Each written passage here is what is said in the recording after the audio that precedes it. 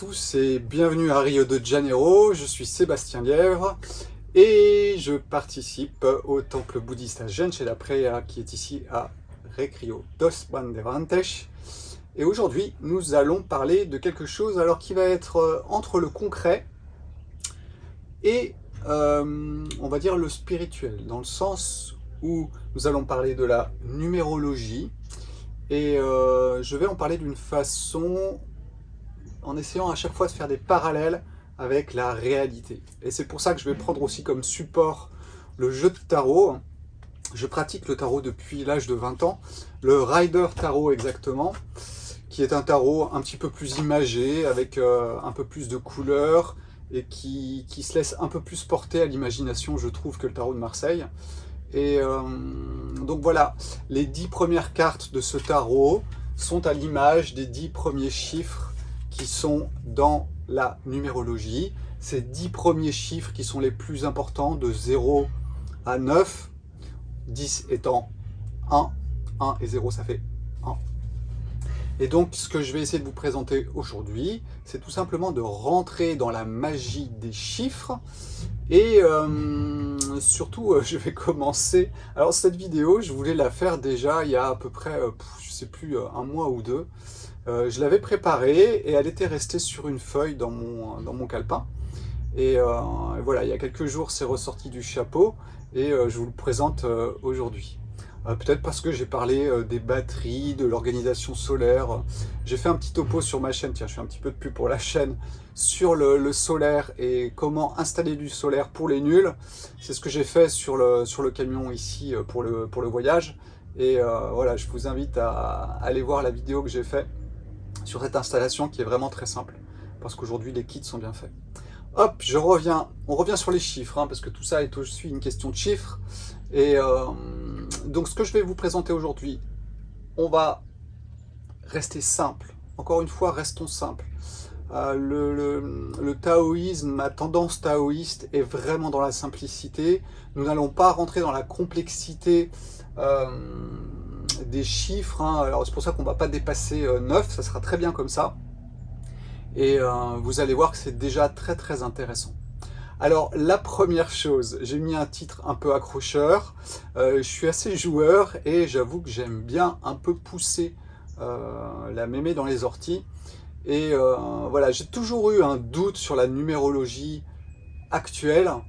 Et voilà, je suis désolé, je vais encore... voilà, ça va grincer des dents, mais la numérologie actuelle basée sur votre date de naissance est une vaste blague pour moi. Alors je le savais déjà, ou je le sentais depuis déjà très longtemps, mais pour moi ça devient vraiment très très clair aujourd'hui. Tout simplement, non pas par l'interprétation des chiffres, mais par la base de ces chiffres. Or, ces chiffres vous sont donnés par quoi? Et c'est ce par quoi nous allons commencer. Comprendre en fait que les chiffres que l'on utilise aujourd'hui pour votre date de naissance sont basés en fait sur la naissance du Christ. Et là, vous allez voir que la naissance du Christ, c'est une grande question. On ne sait pas trop. Quelqu'un a décidé, mais sur quelle base est-on? Donc ça met un petit peu en doute tous les chiffres qui sont liés à votre date de naissance. Et puis voilà, une fois qu'on aura remis ça un petit peu au clair, vous allez voir, l'histoire est assez intéressante. Nous allons passer directement à l'explication des chiffres, en sachant qu'il y a une logique universelle qui est très intéressante et qui va du début jusqu'à la fin et qui reboucle au début. Donc vous allez voir, c'est très amusant de rentrer dans cette magie des chiffres, puisque les chiffres sous-tendent le monde. Je vous ferai une vidéo sur mince, la rose de vie, je crois que oui, c'est ça, hein, où je vous expliquerai un petit peu comment tous les chiffres, on peut les retrouver dans ce dessin. Donc nous allons commencer, c'est parti mon kiki, par débunker un petit peu cette histoire de numérologie moderne. Encore une fois, nous sommes dans une inversion comme d'habitude. Et là, nous avons utilisé non pas l'astrologie, hein, je vous rappelle que vous pouvez avoir des doutes sur l'astrologie zodiacale par rapport à l'astrologie sidérale. Zodiacale, vous êtes sur des choses qui sont hyper fixes par rapport à des dates. Sidérale, vous êtes vraiment sur la position des planètes, avec l'intégration de la précession des équinoxes, juste voir où est la planète quand vous êtes né. Et ça, pour moi, c'est beaucoup plus clair que de poser un chiffre qui nous a été donné par qui. Voilà. Hein. Votre numéro de matricule, il a été donné par qui? Eh bien, si on remonte un petit peu sur l'historique de ce jour 0, quelque part, qui devrait correspondre à la naissance du Christ, eh bien, en fait, on se rend compte que déjà, on n'est pas vraiment sur la naissance du Christ, parce qu'il faut remonter à peu près à l'an 500 pour que un moine, Denis le Petit, nous ponde cette théorie et nous ponde cette date. Alors, cette date, selon lui, est basée sur les 7 jours après la naissance du Christ, et donc sa circoncision. Alors, c'est quand même lui qui va avoir le dernier mot sur, effectivement, à quel moment commençons-nous notre calendrier actuel catholique, puisque quelque part, c'est basé sur cette religion-là. Il faut savoir quand même qu'avant, nous étions sur le calendrier romain, qui avait commencé en moins 750 avant Jésus-Christ, qui était basé sur quoi? Bon, c'était pas la naissance d'un prophète, c'était la naissance de Rome. Donc vous voyez qu'en fait, on va commencer avec une base qui est totalement arbitraire, dans le sens où on prend une date, et puis on dit, ah bah là c'est 0. Et puis là c'est 1, là c'est 2, là c'est 3, là c'est 4, là c'est 5. Et vous voyez bien qu'en fonction du moment des civilisations, en fonction des religions, puisque si on part de la naissance d'un prophète, on peut partir de la naissance d'un autre prophète. Pourquoi pas partir de l'an 0 à la naissance de Bouddha, par exemple. C'est un exemple. Hein.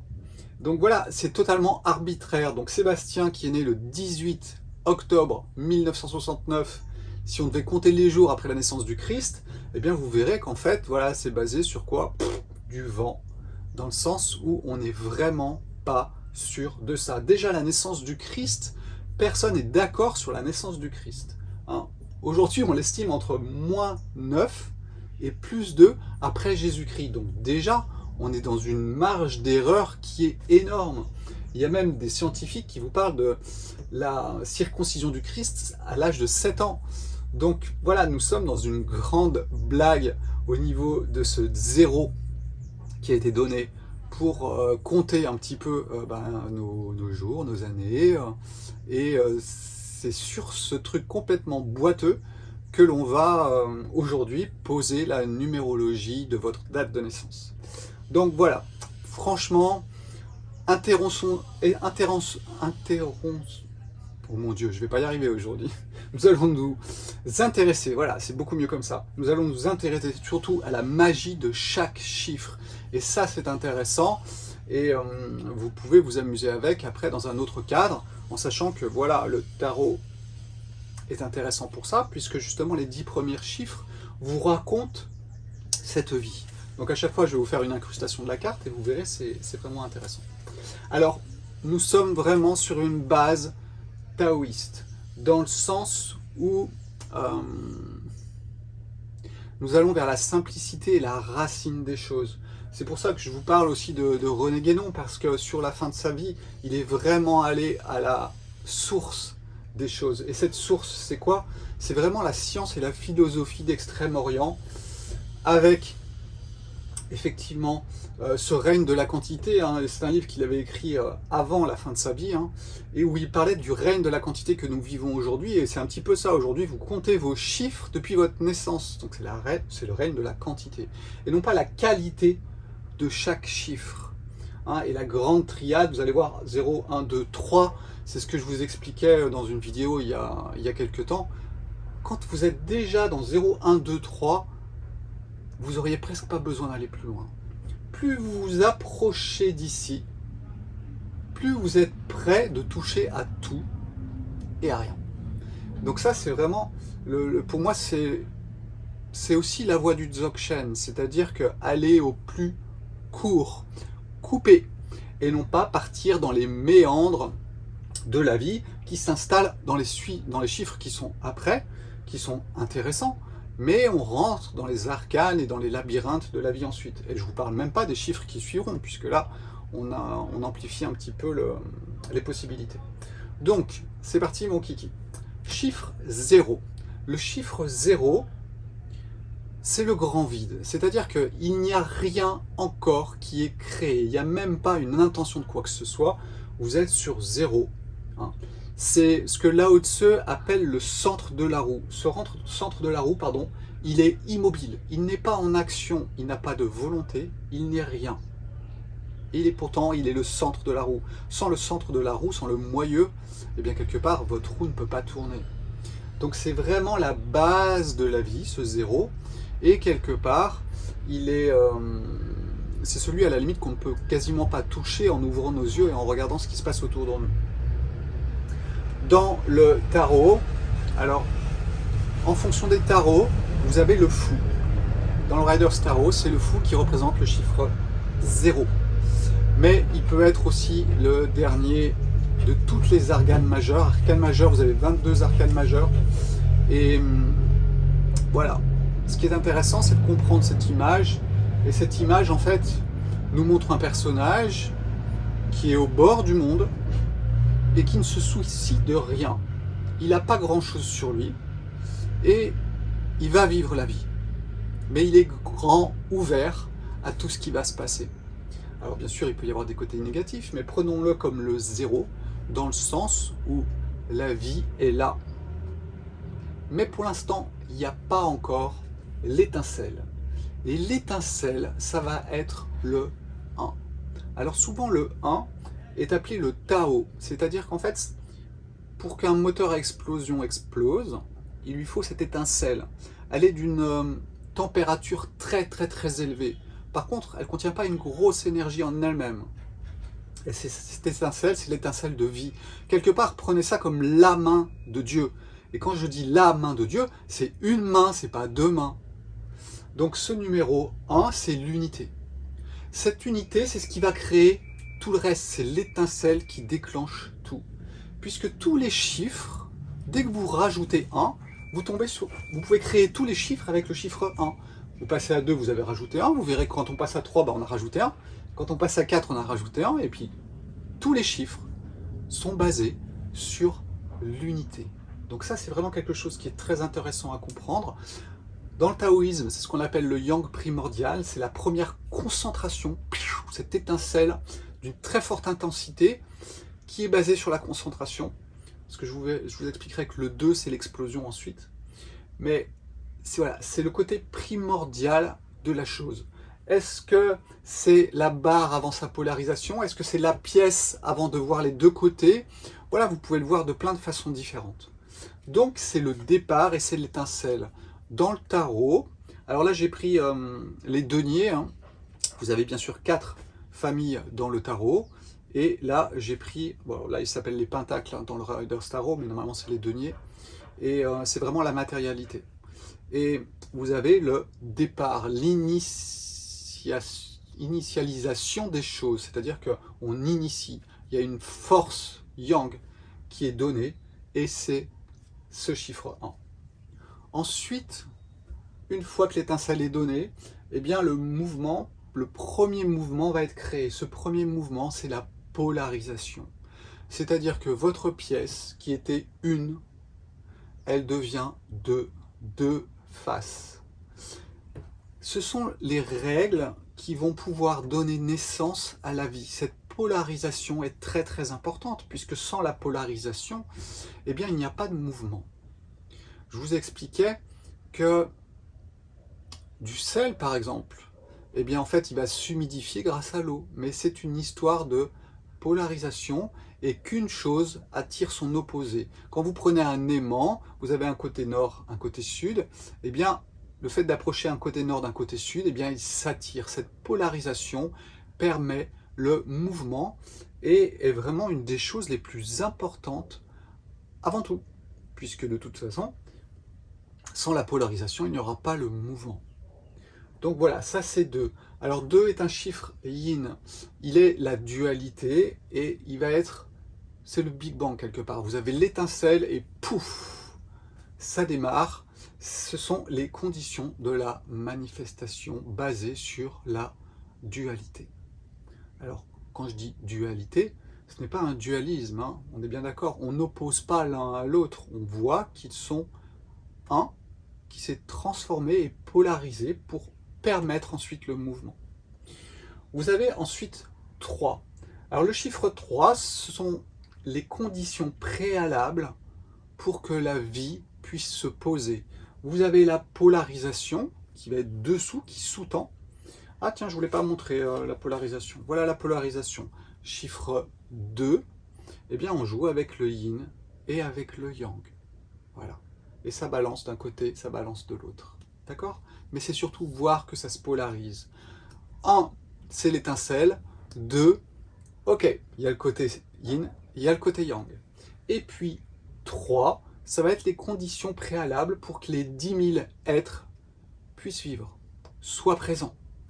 Et c'est là que nous tombons sur 3, et la triade très chère à René Guénon dans sa fin de vie, tout simplement qui est la base des choses, puisqu'en fait ce sont les conditions préalables dans le Tao Te Ching, qui est un des grands livres du taoïsme, qui vous explique en fait que les 10 000 êtres sont basés sur un axe qui va être plutôt vertical, dans ce cas-là, le ciel, l'homme, la terre. Par homme, vous pouvez aussi penser à tous les êtres vivants, d'accord? Et tout ça, c'est primordial, puisqu'en fait, vous allez avoir la terre qui soutient ce qui est vivant, et ce qui est vivant qui est aussi en contact avec le ciel. Et il y a des énergies qui montent, des énergies qui descendent, et vous avez les conditions préalables à la vie. Nous arrivons ensuite au chiffre 4. Ah, je ne vous ai pas montré le 3. Voilà. Et bien le 3, quelque part, dans le Rider's Tarot, moi ce que j'aime bien, ou ce que j'aime bien y voir, c'est le côté spirituel en haut, les êtres humains qui sont là, qui sont debout, et qui sont sur le sol. Nous avons la grande triade, ciel, homme et terre. Le chiffre 4. Le chiffre 4, ok, toutes les conditions sont prêtes, maintenant on se déplace vers où? Donc ce sont quelque part les directions qui peuvent être prises, mais là on est presque plus revenu sur une certaine horizontalité. Donc vous allez retrouver les 4 directions, le nord, le sud, l'est et l'ouest. Vous allez retrouver les 4 éléments, c'est-à-dire l'eau, l'air, le feu et la terre. Alors air et ciel sont souvent pris l'un pour l'autre, et on dit soit le ciel, soit l'air. Ensuite, vous avez par exemple les bâtons de logos. Vous vous souvenez, je vous avais expliqué. Un bâton très plein, c'était le yang. Un bâton avec un vide au milieu, c'était le yin. Eh bien en fait, vous avez la dualité, et vous pouvez l'organiser de 4 façons différentes. 4 directions pour que la vie puisse voir vers quoi elle tend.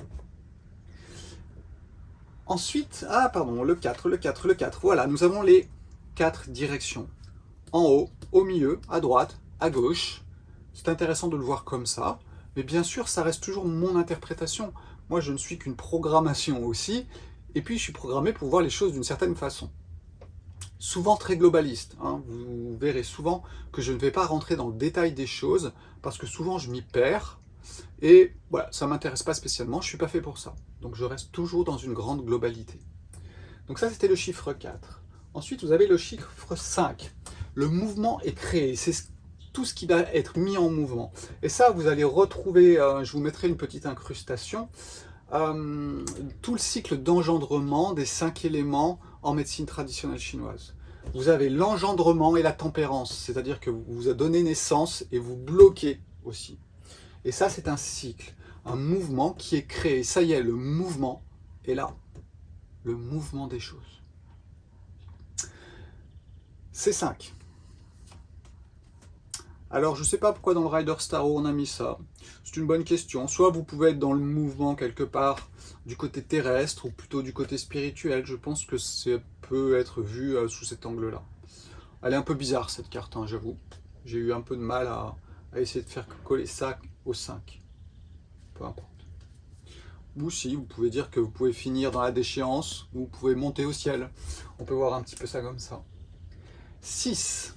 Alors 6, ce sont toutes les organisations, ce sont toutes les possibilités. Et il y en a de nombreuses. Là, on n'est plus dans le mouvement, on rentre vraiment dans le détail des choses. comment la vie s'organise. Et nous avons donc toutes les possibilités. Alors ce qui est intéressant, c'est souvent un chiffre qui représente aussi l'échange, dans le sens où on va reprendre les hexagrammes qui sont ici, sauf que vous allez les organiser par 6. Or, les 6 hexagrammes, quand vous les organisez, vous arrivez sur le Yiking. Le Yiking, ce sont les 64 possibilités, les 64 possibilités d'organiser la vie, et donc qui sont caractérisées par ce chiffre 6. Et ce chiffre 6, vous le retrouvez dans votre ADN par l'organisation aussi des 6 acides aminés qui sont au niveau de votre ADN et qui vont s'organiser d'une façon ou d'une autre et qui vont donner toutes les possibilités, les yeux bleus, les yeux verts, etc. Donc 6, eh bien, l'organisation, les possibilités. Donc là, on a quand même avancé dans la vie. Nous sommes à 6. Les possibilités, vous pouvez être mendiant, vous pouvez donner, vous pouvez avoir, vous pouvez ne rien avoir. Voilà, il y a plein de possibilités par rapport à ça. Le chiffre 7, alors le chiffre 7, on arrive à la fin du cycle. La fin du cycle de la création de quelque chose. D'ailleurs, dans la Genèse, il est spécifié qu'il a fallu 7 jours pour arriver à la fin du cycle. Cette fin de cycle engendre un changement de niveau. C'est-à-dire qu'un cycle recommence. Il est évident que le cycle lunaire, par exemple, qui est de 4 x 7, 28 jours, eh bien, recommence de nouveau. D'une façon différente. Quand on prend, par contre, oui, c'est vrai que je ne vous ai pas dit ça, mais quand vous avez le chiffre 4, vous avez aussi le cycle des saisons. Mais c'est un cycle qui est toujours presque pareil. Avec le chiffre 6, le chiffre 7, pardon, vous avez vraiment un changement de niveau. C'est-à-dire que on va passer un petit peu dans les fractales et c'est comme si on allait changer de niveau. Vous le retrouvez aussi, alors ce chiffre 7, il est le chiffre du féminin, dans le sens où une femme va pouvoir procréer à 2 x 7, donc 14 ans. Et la procréation sera arrêtée à partir de 7 au carré, 7 x 7, 49 ans. Donc ce chiffre 7, c'est vraiment la fin d'un cycle pour un changement de niveau. Vient après le chiffre 8. Alors ce chiffre 8, c'est bien, le changement de niveau a été initié. Rappelez-vous d'une chose, c'est qu'à chaque fois, vous avez la main de Dieu qui ajoute un chiffre et fait progresser. Ah tiens, on n'a pas regardé 7. Voilà, 7, c'est la fin du cycle. Je trouve que cette carte, par contre, est bien représentative. Le cycle est fait et vous récupérez quelque part tout ce que vous avez planté à la fin de ce cycle-là. Le chiffre 8, ce cycle est terminé, il faut, clac, l'étincelle de nouveau pour le lancer. Eh bien, en fait, c'est la force fécondante. Le chiffre 8 est associé au sperme, est associé à l'eau. C'est ce qui va enclencher le mouvement d'après. Donc, c'est encore cette étincelle qui est là. C'est 7 plus 1, pardon. Et on arrive à un nouveau cycle qui commence et qui va être enclenché. D'accord? Enclenché par la main de Dieu. Et j'ai bien dit la main, par 1. Et donc nous avons ce chiffre 8. Voilà. Alors est-ce qu'on peut voir l'artisan comme la main de Dieu? Je ne sais pas. Mais c'est parti mon kiki pour continuer quelque chose. Le 9, eh bien c'est tout simplement l'accomplissement. Et que j'aime bien cette carte du 9, où en fait nous sommes dans l'accomplissement de la vie, des choses et de la création. Donc c'est 3 au carré. Le carré, là on va rentrer un petit peu dans la complexité, j'aime pas trop ça, mais le carré est l'accomplissement des choses. Et donc ce chiffre 9 est le carré de 3, d'accord, des conditions qui étaient préalables, des 10 000 êtres.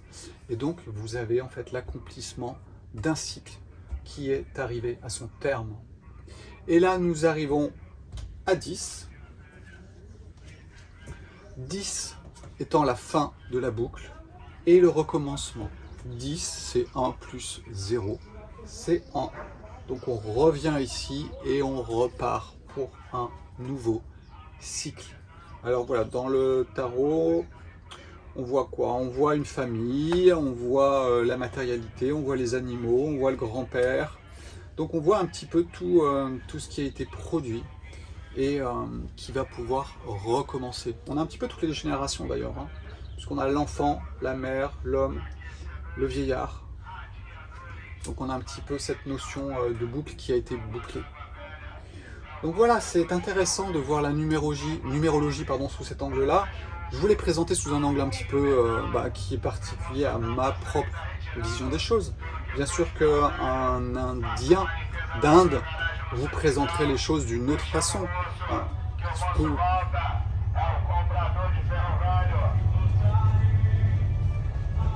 Voilà. Nous avons des petits vendeurs et des petits récupérateurs de frigo, de machines à laver qui passent et en faisant de la publicité. Donc voilà, comprenez bien une chose, c'est que toujours il y a de la vérité et du mensonge en chaque chose. Même dans tout ce que je vous ai dit, il y a sûrement une part de mensonge qui va être votre part à vous de voir les choses et qui vous fera dire Sébastien n'a pas dit la bonne chose. Donc moi j'ai juste présenté un petit peu ma façon de voir les choses, de l'organiser. Et voilà, c'était intéressant de le voir aussi avec ce côté taoïste, puisque là nous sommes vraiment dans le taoïsme. Alors la fleur de vie, on en reparlera et je vous remontrerai comment tous ces chiffres sont dans la fleur de vie et pourquoi on parle autant de la fleur de vie dans le New Age, puisque quelque part c'est aussi de la numérologie. Donc voilà, cette numérologie, franchement, vous pouvez vraiment la remettre en doute en termes de date de naissance, parce que pour moi, on est vraiment basé sur ce 0 de Jésus-Christ. Après, on rentre dans les formes d'égrégores, c'est-à-dire qu'en fait, on a créé une symbolique par rapport à notre date de naissance, etc. Ok, bon, on y croit ou on n'y croit pas, hein, peu importe. Mais soit vous rentrez dans l'égrégore, soit vous n'y êtes pas sensible, ce qui est généralement mon cas. J'ai tendance à tout rejeter, donc généralement, c'est pas facile de me faire coller à quelque chose. Voilà, reste à vous souhaiter une excellente journée sur Terre, entre le ciel et la terre, et vous êtes au milieu. Ciao, ciao, à bientôt.